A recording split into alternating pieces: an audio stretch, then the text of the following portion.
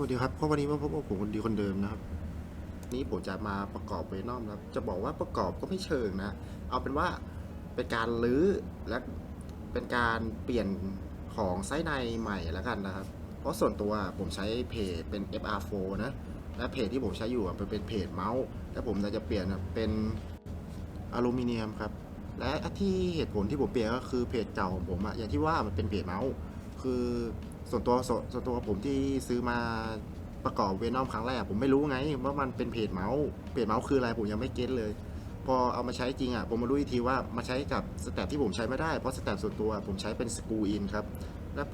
ละมันใช้ไม่ได้ผมก็เลยหาวิธีเพื่อจะใส่มันใช้ไปก่อนก็คือตะไบไอ้ส่วนที่อยู่ทางด้านขวาออกไป2ช่องครับเพื่อให้มันใส่ได้แล้วผมก็ดันมันไปจนใส่ได้ครับตอนใส่นี่ไม่เท่าไหร่นะครับแต่พอตอนเปลี่ยนนี่แหละครับผมเนี่ยตอนถอดออกถอดยากมากเพราะมันแน่นมากๆแน่นแบบถอดยากจนผมเนี่ยเกือบถอดไม่ได้แต่มันก็ยังถอดได้อยู่ครับไม่ถือว่ายากอะไรขนาดนั้นและอย่างที่เห็นนะครับผมจะค่อยๆไขน็อตออกทีละตัวนะผมต้องการถอด PCB แล้วก็เพจออกจากกันนะแล้วผมก็จะเอาสวิตช์ออกจากเพจด้วยนะครับ มันจะได้ง่ายแล้วก็ไม่ต้องเอาหาที่คีบเพื่อมาหนีบออกด้วยครับวิธีของผมก็คือการดันสวิตช์ออกจากหลังเพจนะครับก็คือการถอดเพจออกมาแล้วก็กลับหลังนะครับพอเก็ตนะว่ามันยังไงและวิธีนี้ก็จะเป็นวิธีที่ง่ายที่สุดนะครับโดยไม่ต้องเจ็บมืออะไรขนาดนั้นด้วยถ้าสวิตช์มันไม่ได้แน่นกับเพจอะไรขนาดนั้นส่วนตัวผมเอาใช้สวิตช์ TTC คอมนะครับ ส่วนตัวเวลาถอดหรือดันออกจากหลังเพจมันไม่ได้แน่นขนาดนั้นครับสำหรับผมมันค่อนข้างดันออกง่ายเลยและไม่เจ็บมือด้วยครับแล้วก็ย่นระยะเวลาในการถอด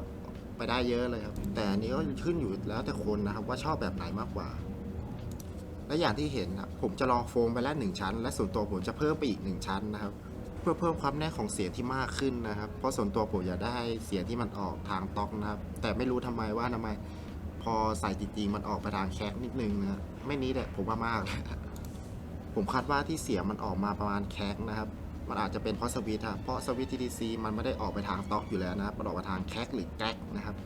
ถ้าอยากจะได้เสียงต๊อกผมแนะนำว่าไปทางสวิตช์เอเวอร์ไกด์เมติโต้ UE หรือสติ๊กกี้ไลท์จะดีกว่านะครับมันจะได้เพิ่มความต๊อกมากกว่านี้นะครับถ้าใครชอบเสียงต๊อกนะครับถ้าใครไม่ซีเรียสเรื่องเสียงคุณจะยังไงก็ได้นะครับบิลแล้วแต่คุณเลยครับตามที่คุณชอบและมาถึงทางจุดนี้นะครับผมจะไขน็อตออกจากเพจนะฮะสำหรับใครที่จะเอาเพจของบูติงหรือเพจของแมท60มาใช้กับเวนอมนะครับผมอยากจะบอกว่ามันใช้ด้วยกันไม่ได้นะครับเพราะรูน็อตมันไม่เหมือนกันนะสำหรับใครที่จะหาเพจมาใช้กับเวนอมผมแนะนำเป็นของเวนอมโดยเฉพาะนะครับเพราะตำแหน่งสกรูที่ยึดเพจนะครับมันไม่ได้อยู่จุดเดียวกันนะก็เลยใช้ด้วยกันไม่ได้นะครับนี่คือข้อแตกต่างนะเหมือนกับแมสนะครับตำแหน่งรูสกรูกับ PCB มันก็ไม่เหมือนกับเวนอมนะมันก็เลยเป็นสองตัวนี้ก็เลยใช้เพจด้วยกันไม่ได้นะครับจะใช้ได้มากสุดก็แค่เคสของตัวแมส60นะครับที่ใช้กับเวนอมนะแต่เหมือนเท่าที่ผมไปเจอกับคนในดิสมานะครับเขาจะบอกว่าเหมือนจะต้องมอดอะไรสักอย่างนะของเคสตัวแมสนะถึงจะใส่กับเวนอมได้นะครับอันนี้ผมก็ไม่แน่ใจเหมือนกันนะเป็นไปได้ก็เข้ามาถามกับคนในดิสที่ผมอยู่ก็แล้วกันนะครับว่าต้องมอดใดเขาเจอปัญหายังไงนะครับแต่เท่าที่เห็นนะครับที่ผมทำอยู่ก็คือกำลังแกะตามรอยปาดนะครับไอแผ่น IXPE นะครับที่อยู่ใต้ล่างของสวิตช์นะครับส่วนตัวถ้าใครได้มาจะใส่ก็ได้ไม่ใส่ก็ได้นะตามสะดวกส่วนตัวผมจะใส่ลงไปนะเพราะผมต้องการให้มันซับเสียงนะครับที่เกิดจากสวิตช์นะครับเพราะผมอยากจะให้เสียงมันดูแน่นขึ้นนะฮะสำหรับใครที่จะใส่แผ่นนี้นะครับผมอยากจะแนะนำว่าให้ใส่ไปก่อนใส่สเต็ปนะครับไม่ใช่ใส่สเต็ปก่อนแล้วค่อยใส่นะครับมันไม่ได้นะ แต่สำหรับใครที่ไม่แคร์เรื่องเสียงอะไรขนาดนั้นอย่างที่ผมว่านะครับจะไม่ใส่ก็ได้หรือใส่ก็ได้นะครับหรือใครที่แคร์เรื่องเสียงจะใส่ก็ได้แล้วแต่คุณนะครับมันไม่มีปัญหาเรื่อง performance นะครับถ้าใส่เข้าไปนะฮะมันแค่ช่วยเรื่องเสียงนะครับอันนี้คืออยากจะเตือนนะเพราะในดิสตอนผมดูไลฟ์คนประกอบก็มีหลายคนอยู่เหมือนกันนะที่ลืมใส่เข้าไปนะครับแต่ถ้าใครไม่แคร์อย่างที่ว่านะครับไม่จำเป็นก็ไม่ต้องใส่ครับถ้าลืมก็ปล่อยไว้งั้นเลยก็ได้ครับ มันจะได้ไม่เสียเวลามาประกอบใส่ตัวสเตตใหม่อีกรอบนะครับเหมือนผมที่กำลังทำอยู่ในคลิปณตอนนี้นะครับก็คือตอนแต่ตอนใส่สเตตมันค่อนข้างจะยุ่งยากนะครับไอ้ส่วนอื่นผมไม่ค่อยติดอะไรนะแต่ส่วนแบ็กสเปซครับทางด้านขวาครับ คือมันไม่รู้ติดอะไรฮะสเต็ปมาใส่ยากมากเลยทางด้านนั้นสำหรับใครที่ใส่ไม่ได้หรือมีปัญหาอะไรส่วนนี้ครับผมอยากจะบอกว่าลองพยายามดูใส่เรื่อยๆจนกว่ามันจะเข้าล็อกนะครับใช้เวลาหน่อยแต่เข้าแน่ๆครับอย่างที่เห็นครับผมจะวุ่นวายกับส่วนนี้เอามากๆนะครับหลังใส่สเต็ปส่วนนั้นเสร็จแล้วนะครับผมจะรองด้วยแผ่นโพลอหรือแผ่นโฟมที่อยู่ระหว่างเพจอีกทีหนึ่งนะครับเพื่อเป็นการรับเสียงหรือได้เสียงที่ดีขึ้นครับเสียงที่ดีสำหรับผมนะฮะสำหรับคนอื่นผมไม่รู้นะแต่ละคนก็จะชอบเสียงต่างๆไปนะครับและผมจะให้นี่ค่อยๆจัดมุมนะครับให้ทางตัวโพลอนหรือโฟมมันเข้ามุมนะมันจะได้ไม่มีปัญหาภายหลังตอนผมใส่สวิตช์ลงไปนะครับ แต่ถ้าใครอยากจะถามว่าส่วนนี้ไม่ใส่ได้ไหมถ้าไม่ได้ซื้อมาผมอยากจะบอกว่าใส่ได้ครับเพราะมันส่งผลแค่เสียงครับไม่ส่งผลต่อฟอร์ประมาณของตัวคีย์บอร์ดอะไรขนาดนั้นครับส่วนตัวผมคิดว่าผมก็ไม่ได้แนะนำให้ทุกคนมาซื้อเวนอมนะครับถึงมันจะดีก็จริงแต่สำหรับใครที่อยากรอจริงๆจะซื้อก็ได้ครับแต่ใครที่มีไฟล์68 ND63 หรือตัวอื่นอย่างที่ผมว่าหรือ Ace M Shoot 60 Pro นะครับถ้าคิดว่าคุณอยู่แค่นั้นมันพออยู่แล้วก็ไม่จำเป็นต้องซื้อนะครับเพราะมันจะเป็นการเสียตังค์โดยใช้เหตุนะครับโดยไม่จำเป็นเสียตังค์มากไปอะไรแบบนั้นนะครับเก็บตังค์ส่วนนั้นไว้ใช้อย่างอื่นจะดีกว่าผมคิดว่านะครับถ้าคุณพอใจสำหรับส่วนนั้นอยู่แล้วนะสำหรับบางคนแต่สำหรับใครที่อยากลองก็ซื้อมาลองได้ครับอันนี้ก็ขึ้นแล้วแต่คุณนะเงินของคุณนะครับผมก็ทำอะไรไม่ได้ผมทำไม่ได้มากสุดก็แค่แนะนำนะครับส่วนถ้าใครอยากบิวงบประหยัดนะครับผมอยากจะแนะนำว่าให้ซื้อเคสแมสมานะครับไอตัวแมส60 1K นะตัวถูกสุดนะครับซื้อมาแยกเพจออกเก็บแต่สวิตช์ไว้นะใช้สวิตช์ใช้ตัวเคสนะครับแค่นี้ครับส่วนเพจใช้ไม่ได้ทิ้งไปเลยครับถึงส่วนตัวผมจะไม่แนะนำให้ใช้ตัวสวิตช์ของตัวแมสจะเท่าไหร่นะเพราะมันค่อนข้างวอบเบิลหนักและสวิตช์มันก็ไม่ได้ดีด้วยครับแต่ถ้าคุณอยากประหยัดคุณจะใช้ก็ได้ครับขึ้นแล้วแต่คุณนะแต่ถ้ามีปัญหาขึ้นมาในการใช้งานก็ลองแก้ปัญหาโดยการเปลี่ยนสวิตช์ดูครับอย่าเพิ่งไปโทษตัวคีย์บอร์ดนะฮะส่วนตัวผมอยากจะให้ไปใช้ตัวสวิตช์ TTC จะมากกว่านะ TTC คอม RGB หรือปอมนะแต่ถ้าคิดว่าพวก TTC มันแพงไปนะผมอยากจะแนะนำไอตัวสวิตช์7 Gaming หรือ Magneto UE ของ Everguide นะครับหรือจะใช้ตัว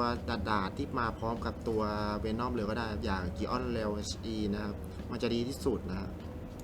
ถึงจะดีไม่เท่าพวก TTC คอมนะครับแต่ก็มันก็พอใช้ได้นะฮะหรือดีกว่าสวิตช์ทั่วไปเลยนะครับ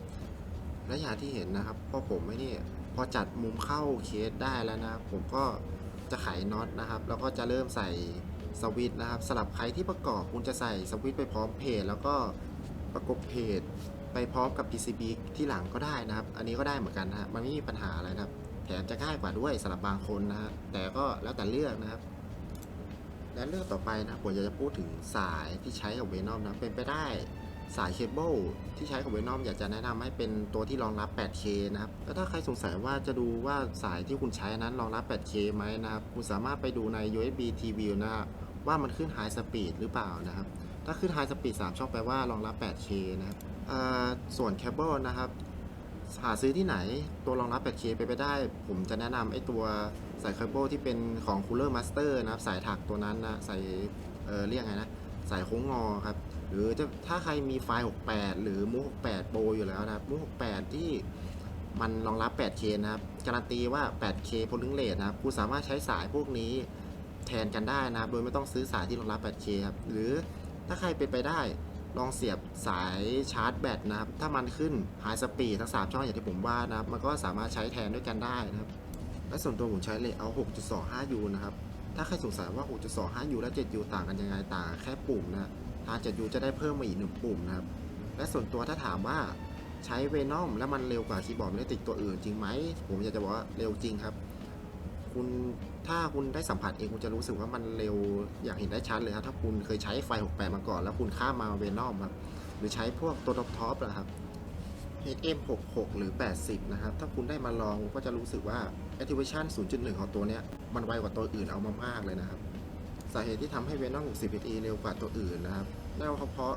บัตทอมและท็อปเดสโซนที่ต่ำนะฮะแล้วก็ค่า latency ที่ต่ำด้วยเช่นกันนะครับทำให้ตัวนี้มีการตอบสนองที่ไวกว่าตัวอื่นนะครับและอย่างที่คุณโพนี่รีวิวบอกเลยครับมันไวจริงๆฮะมันไม่เกินจริงเลยครับ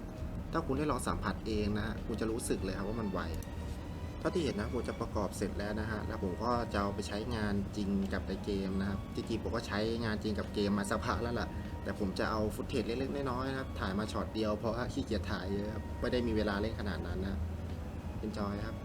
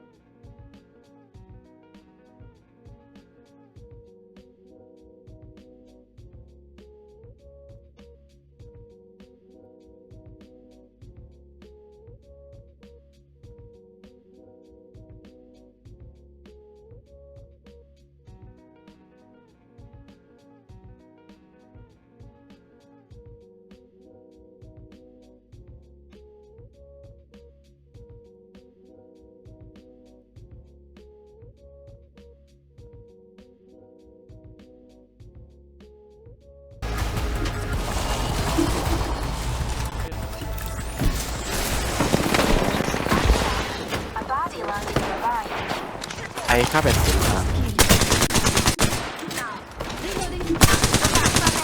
มันส่งมาได้ไหนมันพิมพ์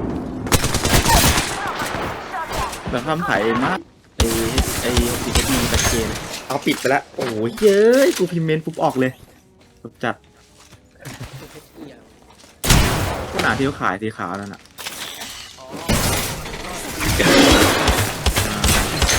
โอ้ยเป็นไม่ทันกีเล่นเกมอยู่เนี่ย